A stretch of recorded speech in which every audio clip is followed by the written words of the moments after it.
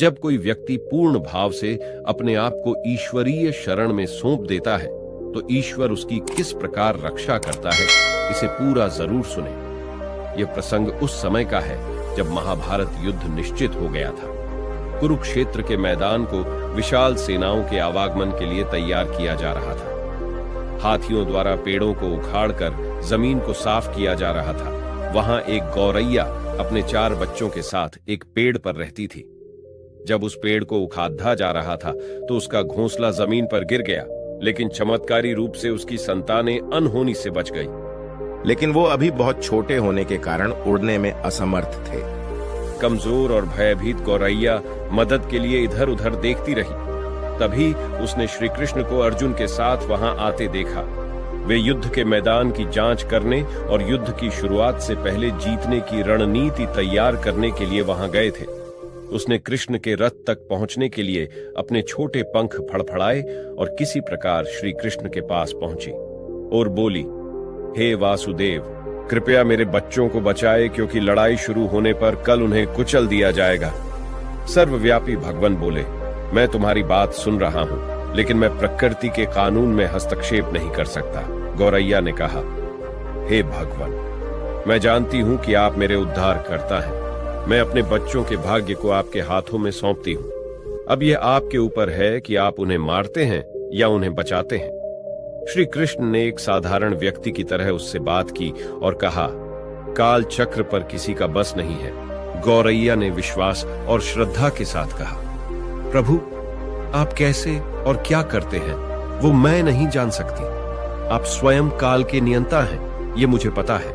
मैं सारी स्थिति एवं परिस्थिति एवं स्वयं को परिवार सहित आपको समर्पण करती हूं। भगवान श्री कृष्ण बोले, अपने घोंसले में 3 सप्ताह के लिए भोजन का संग्रह करो।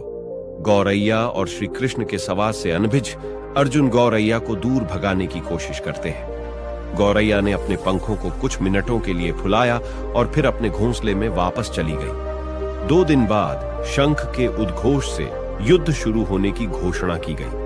कृष्ण ने अर्जुन से कहा कि अपने धनुष और बाण मुझे दो। अर्जुन चौंका, क्योंकि कृष्ण ने युद्ध में कोई भी हथियार नहीं उठाने की शपथ ली थी। इसके अतिरिक्त अर्जुन का मानना था कि वही सबसे अच्छा धनुर्धर है। अर्जुन ने दृढ़ विश्वास के साथ कहा, मुझे आज्ञा दे भगवान, मेरे तीरों के लिए कुछ भी अभेद्य नहीं है। चुपचाप अर्जुन से धनुष लेकर कृष्ण ने एक हाथी को निशाना बनाया, लेकिन हाथी को मार के नीचे गिराने के बजाय तीर हाथी के गले की घंटी में जा टकराया और एक चिंगारी सी उड़ गई। अर्जुन ये देखकर अपनी हंसी नहीं रोक पाए, क्योंकि श्री कृष्ण एक आसान सा निशान चूक गए और बोले, क्या मैं प्रयास करूं केशव? उसकी प्रतिक्रिया को नजरअंदाज करते हुए कृष्ण ने उन्हें धनुष वापस दिया और कहा कि मेरा कार्य पूर्ण हुआ। अर्जुन ने पूछा, केशव, आपने हाथी को क्यों तीर मारा? तब श्री कृष्ण बोले, इस हाथी ने उस गौरैया के आश्रय उसके घोंसले को, जो कि एक पेड़ पर था, उसको गिरा दिया था। अर्जुन ने पूछा, कौन सी गौरैया? और ये हाथी तो अभी स्वस्थ और जीवित है, केवल घंटी ही टूटकर गिरी है। अर्जुन के सवालों को खारिज करते हुए कृष्ण ने उसे शंख फूंकने का निर्देश दिया। युद्ध शुरू हुआ। अगले 18 दिनों में कई जानें चली गईं। अंत में पांडवों की जीत हुई। एक बार फिर श्री कृष्ण अर्जुन को अपने साथ युद्ध क्षेत्र में भ्रमण करने के लिए ले गए। कई शव अभी भी वहां हैं, जो उनके अंतिम संस्कार का इंतजार कर रहे हैं। जंग का मैदान गंभीर अंगों और सिर, बेजान सीढ़ियों और हाथियों से भरा पड़ा था। वहां ही उस हाथी के गले की घंटी भी पड़ी हुई थी, जिसे देख श्री कृष्ण वहां रुक गए और उन्होंने अर्जुन से कहा, क्या आप मेरे लिए यह घंटी उठाएंगे? निर्देश बिल्कुल सरल था, परंतु अर्जुन के समझ में नहीं आया। आखिरकार विशाल मैदान में, जहां बहुत सी अन्य चीजों को साफ करने की जरूरत थी, कृष्ण उसे धातु के एक टुकड़े को रास्ते से हटाने के लिए क्यों कहेंगे?